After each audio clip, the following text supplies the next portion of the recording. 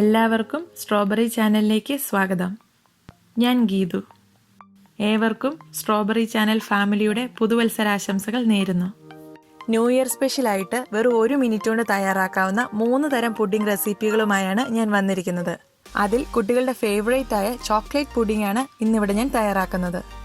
നേരത്തെ അപ്ലോഡ് ചെയ്തിരുന്ന snow പുഡിങ്ങിന്റെയും caramel bread പുഡിങ്ങിന്റെ റെസിപ്പികൾ മുകളിൽ കാണുന്ന ലിങ്കിൽ ക്ലിക്ക് ചെയ്താൽ കാണാവുന്നതാണ്. റെസിപ്പിയിലേക്ക് കിടക്കുന്നതിന് മുന്നേ നിങ്ങൾ ഈ ചാനൽ ആദ്യമായാണ് കാണുന്നതെങ്കിൽ സബ്സ്ക്രൈബ് ചെയ്യാൻ മറക്കരുത്. അതുപോലെ തന്നെ നിങ്ങൾക്ക് ഈ വീഡിയോ ഇഷ്ടമായാൽ നിങ്ങളുടെ ഫ്രണ്ട്സ് ഫാമിലിയുമായി ഒന്ന് ഷെയർ ചെയ്തേക്കണേ.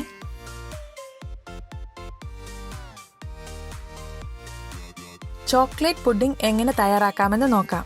അതിനായി ഒരു മൈക്രോവേവ് സേഫ് ബൗളിലേക്ക് 1 tablespoon cocoa powder, 1 tablespoon milk powder, 1 teaspoon cornflour, 1.5 tablespoon പഞ്ചസാര, ഇവയെല്ലാം കൂടി ചേർത്തൊന്ന് മിക്സ് ചെയ്തെടുക്കുക.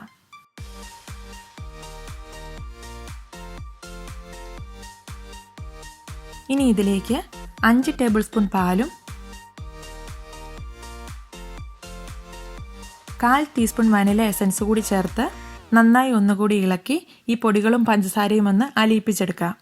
തിളപ്പിച്ചതോ അല്ലാത്തതോ ആയ റൂം ടെമ്പറേച്ചറിലുള്ള പാലാണ് എടുക്കേണ്ടത്.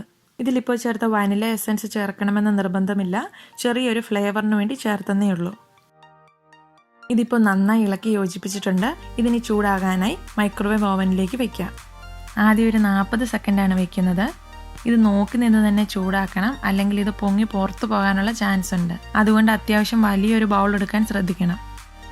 ഇതിപ്പോൾ 40 സെക്കൻഡ് ആയപ്പോഴേക്കും ചെറുതായിട്ടൊന്ന് പൊങ്ങി തുടങ്ങുന്നതേ ഉള്ളൂ. ഞാൻ അപ്പോഴേ എടുക്കുകയാണ്. ഇത് നന്നായി ഒന്ന് ഇളക്കാം. ഇത് ഏകദേശം ഒരു പുഡിംഗ് ടെക്സ്ചറിലോട്ട് എത്തിയിട്ടുണ്ട്. ഇതിനി ഒരു 10 സെക്കൻഡ് കൂടി വെക്കാം. അന്നേരം ഇത് കറക്റ്റ് പുഡിംഗ് പാകത്തിനാകും. ഓരോരുത്തരുടെ ഓവൻ്റെ പവർ അനുസരിച്ച് കൂടി ആയിരിക്കും ഇത് ചൂടാകുന്ന സമയം. അപ്പോൾ അതനുസരിച്ച് കൂടി നിങ്ങൾ അഡ്ജസ്റ്റ് ചെയ്ത് വെക്കണം. ഇതിപ്പോൾ 10 സെക്കൻഡ് കഴിഞ്ഞിട്ടുണ്ട്. ഇപ്പോൾ ഇത് പെർഫെക്റ്റ് പുഡിംഗ് കൺസിസ്റ്റൻസിയിൽ എത്തിയിട്ടുണ്ട്. ഇത് ചൂടോട് കൂടി തന്നെ സെർവ് ചെയ്യാൻ ഉദ്ദേശിക്കുന്ന ബൗളിലേക്ക് മാറ്റി വയ്ക്കാം. അതിലിരുന്ന് നന്നായി ഒന്ന് തണുത്തതിന് ശേഷം ഇത് സെർവ് ചെയ്യാം. മൈക്രോവേവ് ഓവൻ ഇല്ലാത്തവർക്കും ഇത് തയ്യാറാക്കാൻ സാധിക്കും. ഒരു സോസ് പാനിൽ വെച്ച് കുറുക്കിയെടുക്കുകയോ അല്ലെങ്കിൽ ഒരു ആവിപാത്രത്തിൽ വെച്ച് ആവി കയറ്റി വേവിക്കുകയോ ചെയ്താൽ മതിയാവും.